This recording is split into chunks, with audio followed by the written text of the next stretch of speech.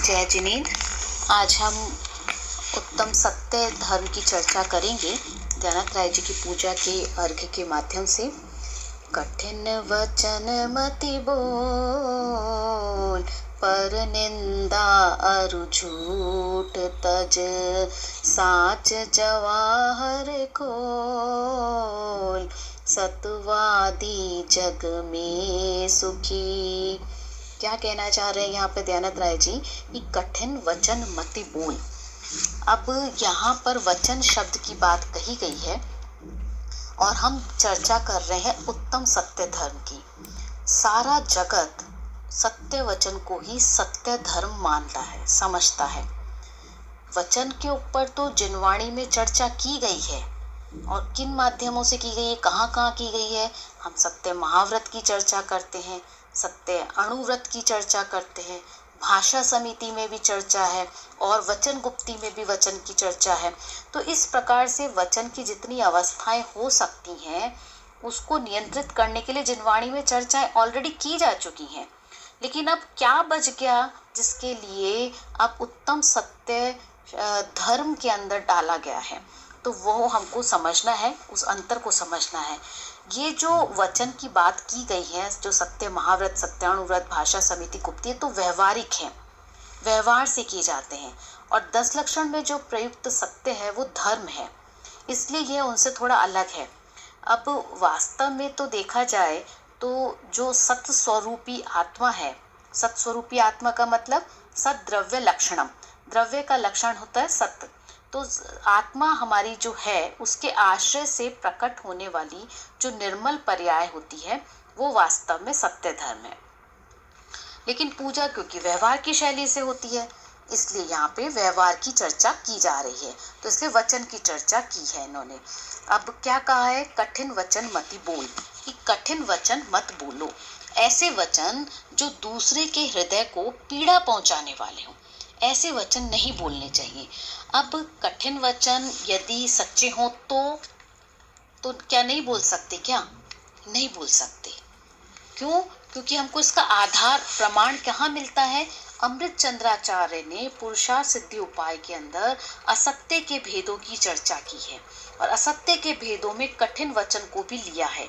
उन्होंने असत्य के 4 प्रकार बताए हैं, असत उद्भावन, सदुद्भावन, विपरीत और कठिन वचन या दुर्वचन। ये सब आप जब आपका पुरुषार्थ सिद्धि उपाय ग्रंथ चलेगा तब आप इसका डिटेलिंग पढ़ेंगे, तो वहां पर भी चौथे नंबर पर दुर्वचन या कठिन वचन को लिया गया है।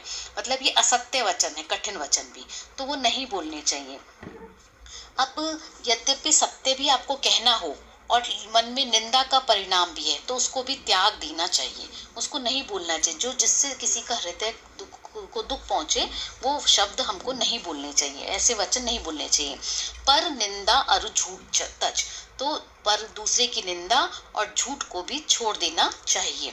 साच जवाहर खोल, साच जवाहर खोल का मतलब क्या है? सत्य का खजाना खोल दो, सत्य का खजाना खोल करके सत्यवादी जग में सुखी, कि सत्य ही बोलना चाहिए। सत्य का खजाना खोलने से मतलब क्या? सत्य ही बोलना चाहिए।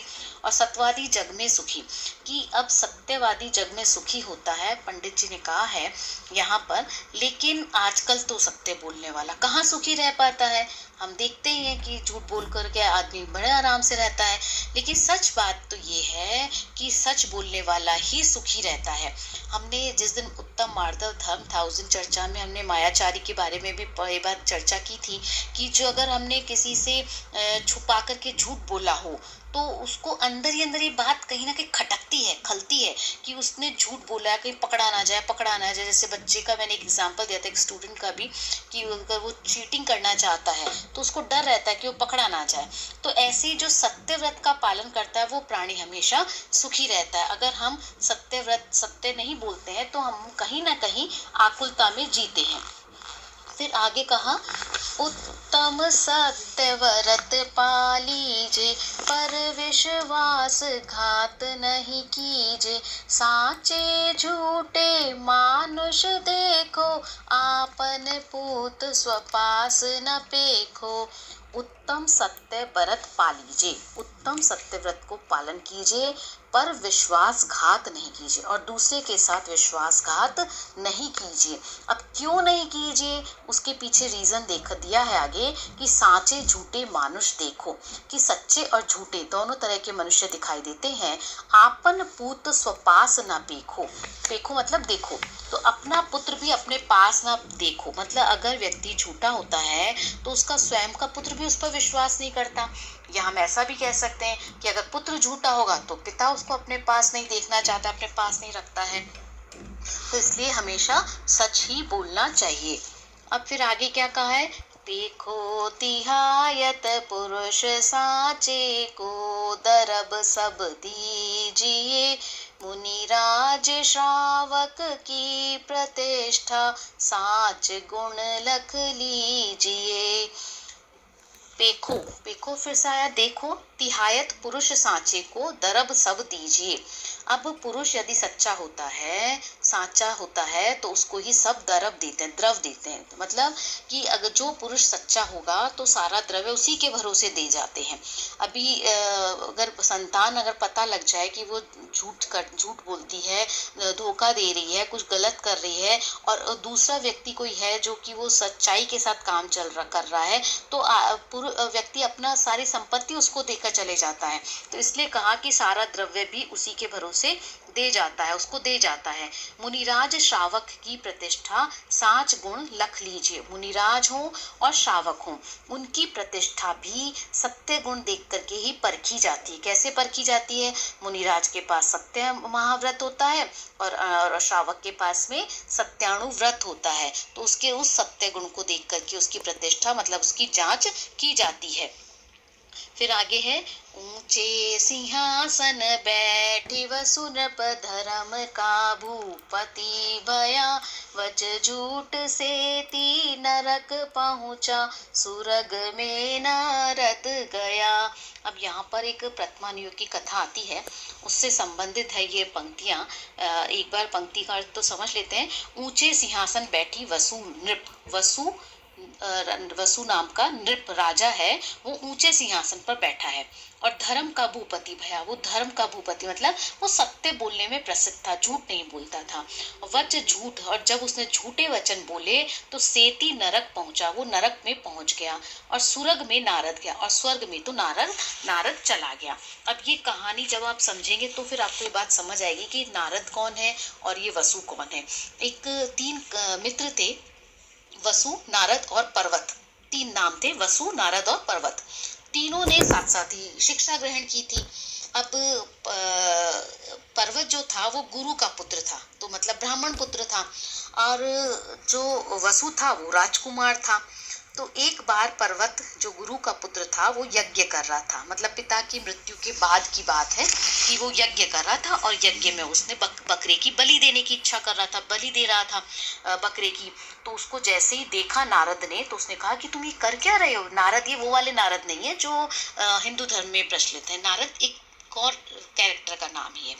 तो उसने कहा कि ये तुम क्या कर रहे हो, हवन में तो यज्ञ इसकी बकरे की बलि नहीं दी जाती है, और तुम ये कर क्या रहे हो।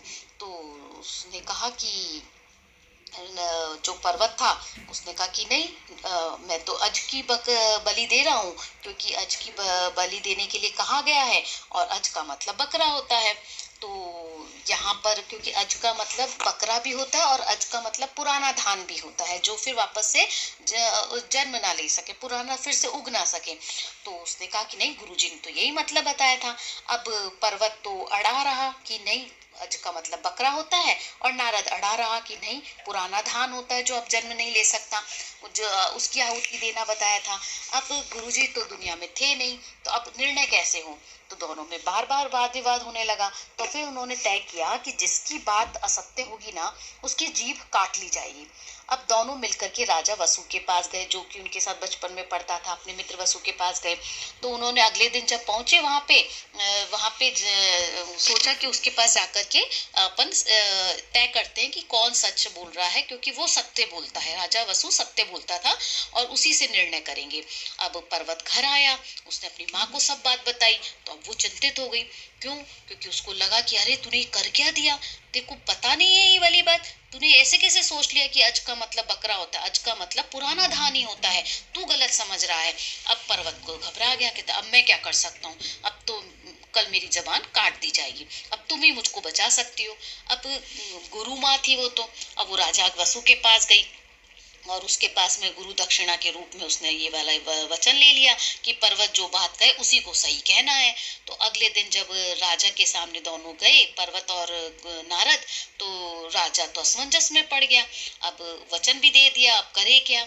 तो उसने कहा कि पर्वत जो कह रहा है वह सत्य है, उसने इस तरह से बोल दिया, मतलब अज का मतलब बकरा सही है। अब नारद की जबान काट ली गई, क्योंकि नारद गलत हो सिद्ध हो गया, और क्योंकि वसु तो प्रसिद्ध है सत्य बोलने के लिए, तो फिर अब उसकी बात माननी पड़ेगी। अब नारद की जबान काट ली गई, तो वो तो मर करके स्वर्ग चला गया। अब उसकी जबान काट ली गई, लेकिन फिर भी वो स्वर्ग चला गया। उसके लिखा वच छूट सेती नरक पहुंचा, सुरग में नारद गया। अब चूंकि नारद मर करके, नारद जो होते हैं हमारे यहाँ पर, वो मर करके या तो नरक जाते हैं, पर ये जो नरक था ये नामधारी नरक था, नारद था, इसलिए ये स्वर्ग में गया है। अब इधर राजा वसु थे, वो क्योंकि निर्णय दे देते हैं तो उनका सिंहासन जो था धरती में धंस जाता है। राजा वसु के बारे में कहा जाता है कि उनका जो सिंहासन था वो 4 अंगुल ऊपर धरती के ऊपर रहता था। रहता तो क्या था, क्योंकि वो स्फटिक मणि के पाए लगे हुए थे सिंहासन पे, तो वो दिखते नहीं थे, तो ऐसा लगता था जैसे सिंहासन अधर में हो। तो अब जैसे ही उन्होंने झूठ बोला, उनका सिंहासन धरती में धंस गया और वो फिर मर करके नरक में चले गया। तो ये एक कथा आती है कि झूठ बोलने के पीछे क्या किस तरह से नरक मिल जाता है, और अब ये हमको ये समझना है कि हम जो झूठ बोलते हैं उसका क्या असर होगा, ये हमको विचार करना चाहिए। इसलिए हमेशा सदैव सत्य का ही साथ देना चाहिए। और यहाँ जो उत्तम सत्य धर्म की चर्चा है, वो आप धर्म के 10 लक्षण पुस्तक जो डॉक्टर हुकुमचंद जी भारल के द्वारा लिखी गई है, उसके अंदर आपने पढ़ा ही होगा कि सत्य धर्म के अंदर यहाँ पे वचन से संबंधित सत्य की चर्चा नहीं है। यहाँ बहुत अलग तरह की चर्चा है, अलग तरह से धर्म को माना गया है। आप वहाँ पर डिटेल पढ़ लेंगे तो आपको समझ में आ जाएगा। और यहाँ तो मैंने केवल पूजा के माध्यम से बताया, क्योंकि पूजा व्यवहारिक स्तर पे की जाती है, इसलिए यहाँ पे वचन को का सहारा से बताया गया है। लेकिन उत्तम सत्य धर्म का तात्पर्य वचन से नहीं है, सत्य स्वभावी आत्मा के आश्रय से है। मतलब हमारे अंदर में जो विद्यमान है, हमारा जो ज्ञान और आनंद स्वभाव है हमारी आत्मा का, जो हमेशा ही रहने वाला है, त्रैकालिक है, ध्रुव है, ऐसा जो आत्म तत्व है वही परम सत्य है, वही सत्य है। और उसके आश्रय से, उसके सहारे से जो ज्ञान, श्रद्धान और वीतराग परिणति होगी, वो उत्तम सत्य धर्म है। क्योंकि उत्तम शब्द हम तभी लगाते हैं जब हमारे को आत्मा की अनुभूति हो जाती है। तो जब हमारा ज्ञान, श्रद्धान और वीतराग परिणति होगी, तभी वह उत्तम सत्य धर्म होगा। यहीं पर हम अपनी चर्चा को विराम देते हैं। जय जिनेंद्र।